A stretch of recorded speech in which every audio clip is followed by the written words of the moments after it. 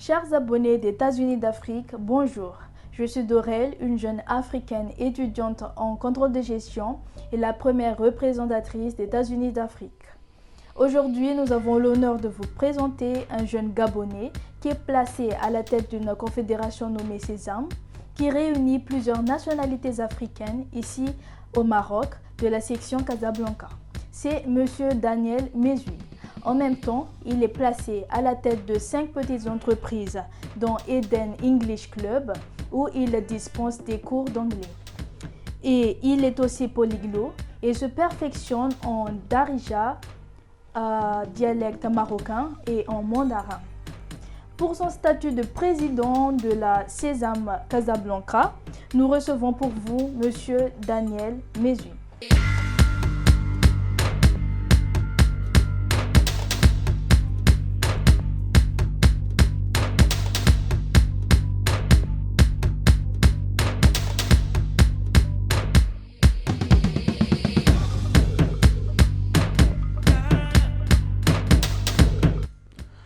Monsieur Mesui, bonjour.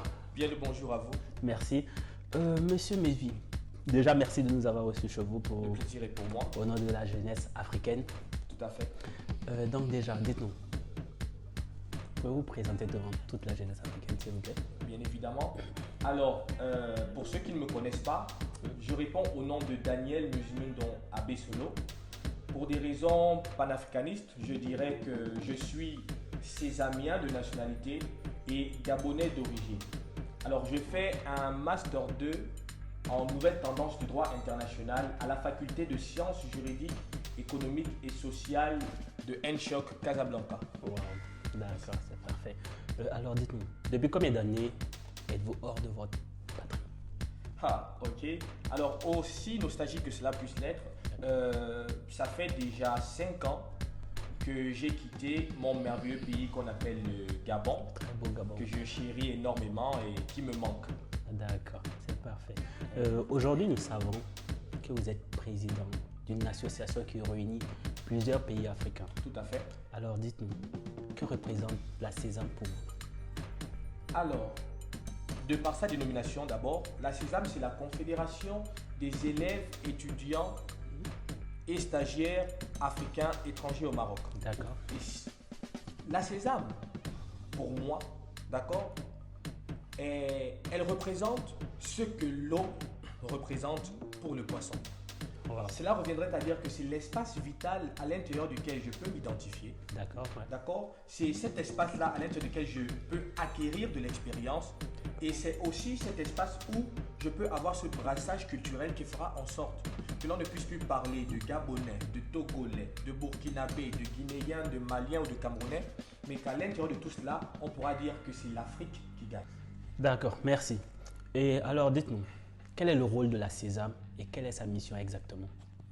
Alors, la Sésame a pour principal rôle, d'accord, d'accompagner l'étudiant étranger dans son insertion dans le royaume du Maroc. D'accord? Il favorise l'insertion de celui-ci et permet à ce que l'étudiant étranger puisse mener à bien ses études universitaires et intégrer le monde professionnel dans de bonnes conditions. Donc, c'est l'intermédiaire entre l'étudiant étranger et les autorités marocaines. En ce qui concerne ces missions sont axées sur ces différentes zones d'intervention, d'accord, ces domaines d'intervention qui sont le domaine académique, culturel, social et sportif. Alors la Sésame a un regard minutieux sur tous ces domaines-là afin qu'ils puissent avoir une cohésion sociale au rendez-vous et permettre à ce que l'étudiant étranger au Maroc puisse s'épanouir. D'accord. Maintenant, dites-nous, la Sésame, elle existe dans combien de pays exactement? Alors, comme je l'ai précédemment dit, d'accord, la Sésame étant la confédération des élèves, étudiants et stagiaires étrangers africains au Maroc, d'accord, oui. cela reviendrait à dire que la Sésame a pour zone d'intervention le royaume du Maroc. D'accord, d'accord. Donc, il n'existe pas de pays où il y a on peut dire, il y a des associations un peu exemplaires ou un peu Je identiques. dirais que, sachant que l'élite africaine sait toujours bien faire les choses, je suis convaincu que dans d'autres pays, il existe des associations similaires à la Sésame. D'accord. Bien évidemment. D'accord, d'accord. La Sésame, nous pouvons trouver un président de Sésame dans toutes les villes ici au Maroc. Bien évidemment. Par contre, sur ce point de vue, la Sésame est représentée dans, je dirais, la quasi-totalité des villes présentes sur le territoire chérifien. Là où il y a un étudiant étranger, il est fort probable qu'il y ait aussi une Sésame à l'intérieur de cette ville. D'accord, c'est parfait. Ça, c'est la question la plus importante. Oui, oui. Combien de pays existent au sein de la Sésame? Alors, à l'idée de connaître combien de pays existent à la Sésame, je dirais que d'un point de vue général, il y a une quarantaine de pays, d'accord, membres de la Sésame. Mais aux dernières nouvelles et après les dernières élections, nous avons pu avoir 36 pays représentés lors de l'élection. Et si nous prenons la région de Casablanca, nous avons une quinzaine de pays, d'accord, actifs au sein de la Sésame. D'accord. Voilà. Et aujourd'hui, nous savons que la Sésame existe depuis plus de 40 ans. Oui, c'est vrai. Alors, dites-nous, pourquoi elle ne regroupe pas tous les pays africains? Alors, je dirais que la Sésame, d'accord, est là pour tous les pays africains, déjà. D'accord. D'accord. Maintenant, ce qu'il faudrait souligner, c'est que de par la division continentale, d'accord, de l'Afrique, nous savons que l'Afrique contient en elle-même plusieurs langues, d'accord. Et nous pouvons citer 4 principales langues parlées en Afrique, d'accord. À l'instar du français pour les francophones, l'anglais pour les anglophones, d'accord, l'espagnol pour les hispanophones et le portugais pour les lusophones. Voyez-vous? Mais maintenant, nous avons remarqué qu'au fil du temps, la Sésame a eu tendance à être beaucoup plus francophone, oui. d'accord? Ce qui a fait en sorte qu'au sein de la Sésame, on retrouve d'ailleurs des communautés hispanophones, comme la Guinée équatoriale. On rencontre aussi des communautés lusophones, telles que le Sao Tomé et Principe, le Cap-Vert. Maintenant, je crois que pour la région de Casablanca, les communautés qui ne sont pas encore vraiment actives au sein de la Sésame sont les communautés anglophones, d'accord, les communautés hispanophones. Et je crois que ceci est dû peut-être à cette barrière linguistique qui va rapidement être remédiée. D'accord. Donc, si je comprends bien, aujourd'hui, la Sésame Casablanca ne regroupe pas les mêmes pays que la Sésame de Fès, de Rabat, de Marrakech. En principe, la Sésame, c'est un tout. Oui. Elle est censée regrouper tous ces pays, d'accord. Maintenant, comme on l'a si bien dit, que la Sésame est là pour les élèves, les étudiants et les stagiaires, d'accord. Ce qui reviendrait à dire que ces étudiants-là, de ces communautés présentes dans ces différentes sections de la Sésame, d'accord, ce sont ces étudiants qui font en sorte que dans une Sésame donnée, nous pouvons retrouver un nombre de pays, d'accord, que l'on ne peut pas retrouver dans une autre Sésame. Donc c'est en fonction des communautés présentes dans des villes. Voilà que la Sésame s'adapte. D'accord. Voilà. Là, dites-moi, quelles sont les conditions à respecter ou les démarches à entreprendre pour être membre de la Sésame? Alors, cher Greg, c'est très simple. Tu es élève, tu es étudiant, tu es stagiaire, tu appartiens à une communauté africaine, tu es de la Sésame. Donc, il n'y a pas de procédure, on dira formelle ou des documents à fournir. Une fois que tu t'identifies à une communauté, à un pays africain, tu es sésamien. Oui, oui. D'accord. Donc, aujourd'hui, tous les présidents qui ne sont pas membres de la Sésame, le message est lancé. Ils sont sésamiens. Bien évidemment. D'accord. Dites-moi, quels sont les avantages pour une communauté d'être membre de la Sésame? D'accord. Alors, de prime abord, je crois qu'il faudrait mettre l'emphase sur le fait que ce qui fait la Sésame, ce sont les communautés. D'accord. il ne peut pas exister de sésame sans communauté. Exactement. Donc, le poumon ou le cœur de la sésame, ce sont les communautés. Ce qui veut dire que la sésame ici ne joue le rôle principal que d'intermédiaire entre ces communautés, d'accord, et les autorités marocaines à tous les niveaux. D'accord? Elle favorise, d'accord, elle favorise l'insertion, l'intégration de ces communautés-là, d'accord, sur le territoire chérifien et peut aussi être compétente pour pallier les problèmes que peuvent rencontrer ces communautés-là ou les membres de ces communautés. Parce que ces membres sont aussi les membres de la sésame. D'accord, d'accord, je comprends. Maintenant, dites-moi, vous avez été président de plusieurs associations avant d'être à la tête de la sésame. Tout à fait. Face à la caméra, pouvez-vous donner un conseil à tous les présidents des communautés pour pouvoir mieux gérer et mieux être utile pour leur population? Ok. Alors, je commencerai par dire que de ma petite expérience que j'ai, d'accord, dans les associations, le conseil primordial que je pourrais donner à mes frères présidents, c'est celui que je tire de l'une de mes citations que j'utilise beaucoup. C'est laquelle? C'est le fait que le leadership n'est pas un honneur, mais un sacrifice. Alors, chers frères, vous devriez comprendre que chaque fois que vous voulez entreprendre avec vos membres, d'accord, une relation de chef et non de leader, une chose est sûre, c'est que votre relation sera une relation verticale. C'est-à-dire que vous verrez comme étant le chef et eux comme vos sujets. Et ici, ce genre de relation ne fonctionne presque jamais. Alors que si vous décidez d'être leader, votre relation sera horizontale. C'est-à-dire que vous allez vous mettre devant et vos membres derrière vous. Alors là, par conséquent, vous ne direz plus faites ou allez, vous direz faisons et allons. Alors soyez de bons leaders. Parce qu'un bon leader est un bon chef. Mais un chef n'est pas forcément un bon leader. Exactement. Je crois que vous avez compris le message. J'espère que vous avez compris le message. Bien évidemment. Ok, maintenant, faisons un peu le contraire. Un message à la population. Qu'est-ce qu'ils peuvent faire pour aider leur président de communauté pour pouvoir mieux les aider? Tout à fait.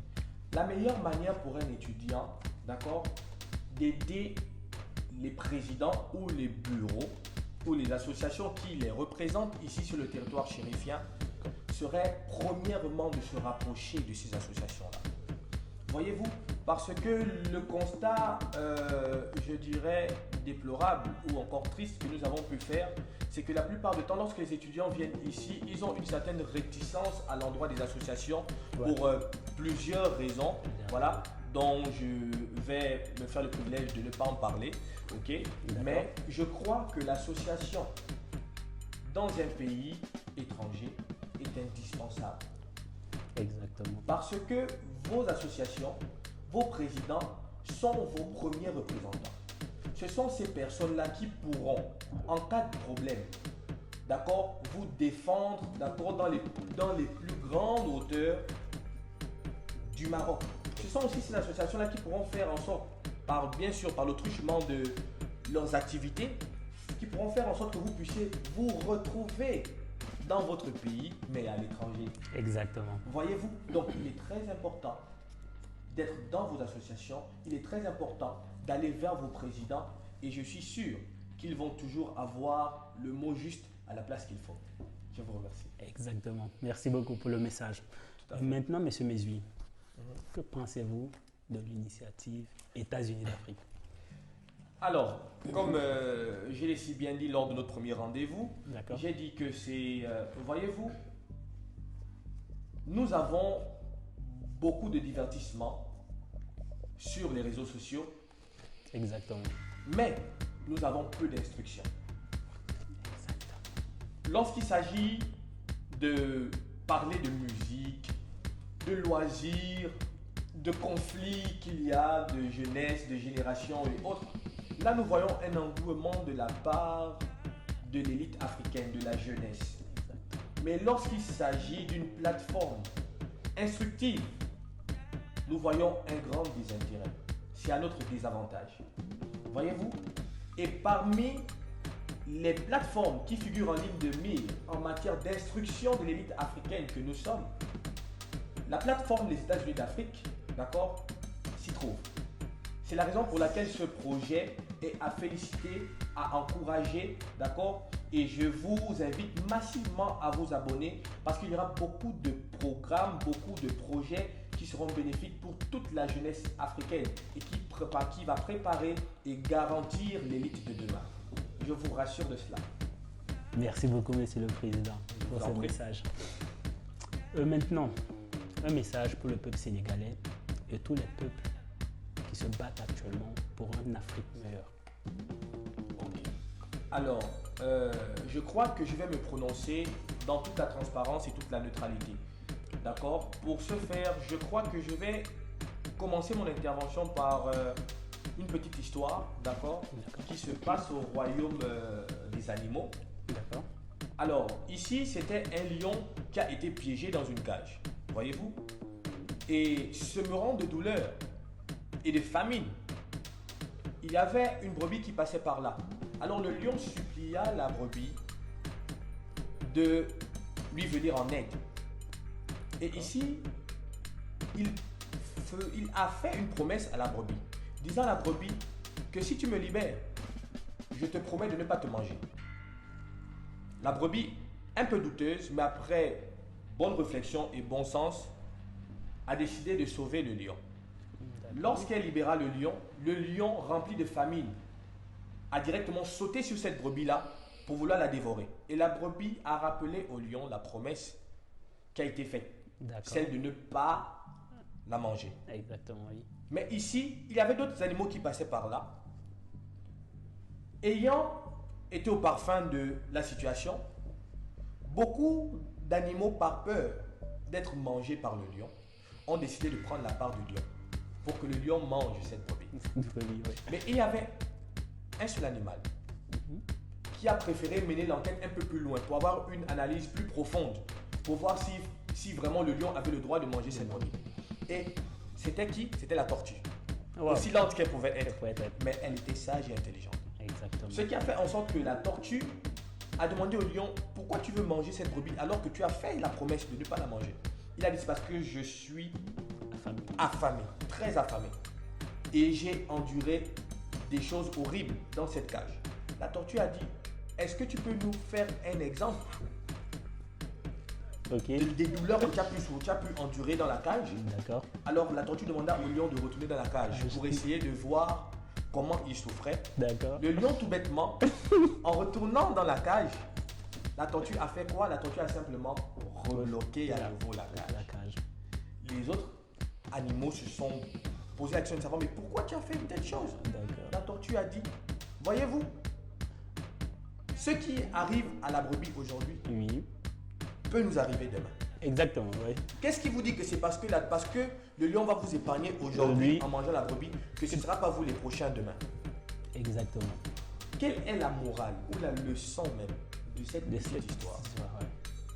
C'est que quel que soit ce qui arrive, il faut toujours être du côté de la vérité. Waouh. Il n'est pas bon d'être du côté du mensonge parce que nous voulons satisfaire nos propres intérêts. Parce que ce qui arrive à l'autre aujourd'hui pourra t'arriver demain. C'est clair. Et rien ne te prouve que si aujourd'hui tu es l'ami de celui qui fait le mal, demain tu ne deviendras pas son ennemi. Alors, quel que soit ce que cela pourra te coûter, si tu es conscient, et là je m'adresse bien à tous nos pays qui militent pour leurs droits, si nous sommes conscients que ce que nous faisons est juste et droit, restons toujours du côté de la vérité. Je vous remercie. Ah, la jeunesse africaine, vous comprenez maintenant pourquoi je vais d'abord vers nos présidents. Ça, c'est la sagesse qui parle. Je vous remercie. D'accord. Maintenant, moi, je vais demander un message pour toute la jeunesse en général, de votre part. Alors, comme a pu le dire un président, il a dit: la jeunesse est sacrée. La jeunesse est sacrée.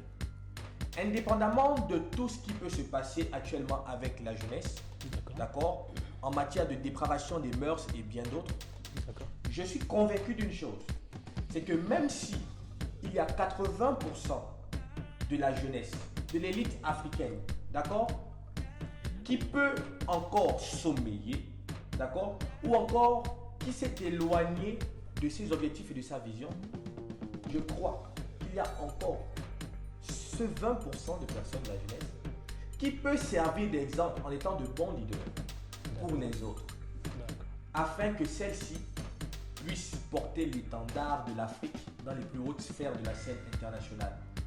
Jeunes Africains, nous sommes très intelligents. Jeunes Africains, nous sommes dotés d'un talent que nous ne pouvons pas quantifier. C'est simplement que nous ne connaissons pas dans quel domaine nous excellons.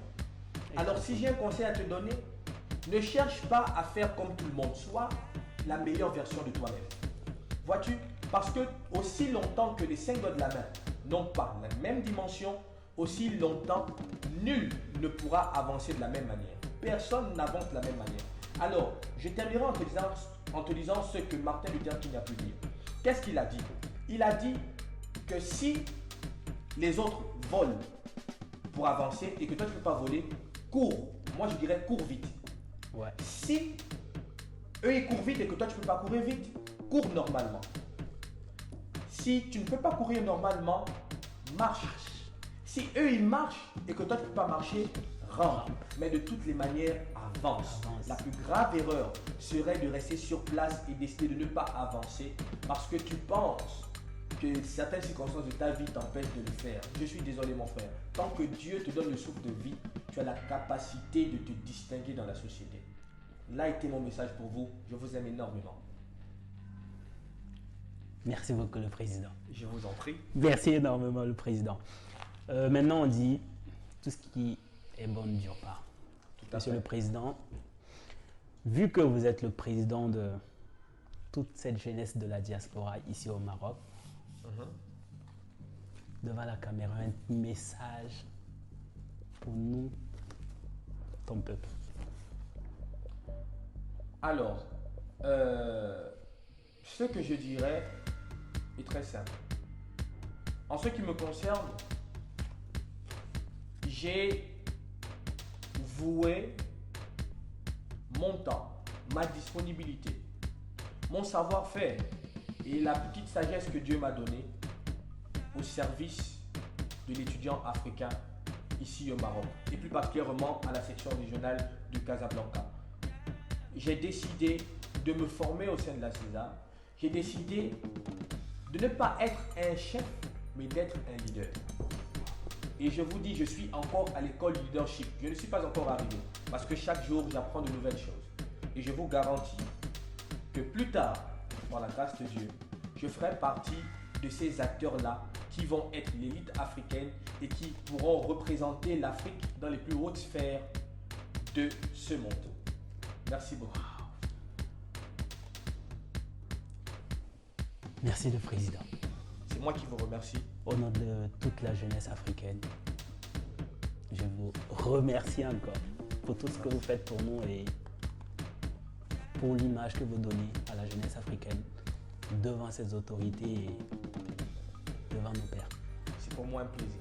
D'accord. Donc déjà, merci à vous qui nous avez suivis jusqu'à la fin de cette émission. Et on était avec Monsieur Mesui. Donc, au revoir et bonne journée à tous.